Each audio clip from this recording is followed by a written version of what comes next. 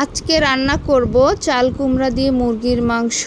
আমরা মাছ এবং মুরগির মাংস সবজি দিয়ে খেতে পছন্দ করি, ভুনাও খাই, কিন্তু মাঝে মধ্যে মনে হয় যে একটু সবজি দিয়ে খাই। আজকে তাই ভাবলাম যে চাল কুমড়া দিয়ে মুরগির মাংস রান্না করি।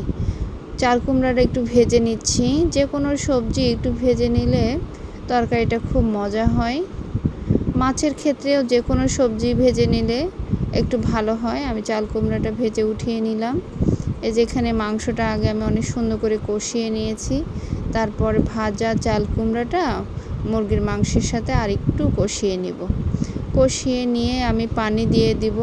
পানি দেওয়ার পর কিন্তু আর ঢাকনা দিব না, যাতে সবুজ কালার থাকে চাল কুমড়ার। কারণ যে কোনো সবজির একটু সবুজ কালার ভাব থাকলে আমার কাছে দেখতে অনেক ভালো লাগে। আমি এখন পানি দিয়ে দিচ্ছি। দেখুন কি সুন্দর রং এসেছে, মাশাআল্লাহ, আমার দেখে তো অনেক ভালো লাগছে। মুরগির মাংস রান্নার শেষে আমি জিরা এবং দারচিনি এলাচ একটু ভেজে গুঁড়া করে উপরে ছিটিয়ে দিয়েছি। এতে খুব সুন্দর সেন্ট হয়, খেতে ভালো লাগে।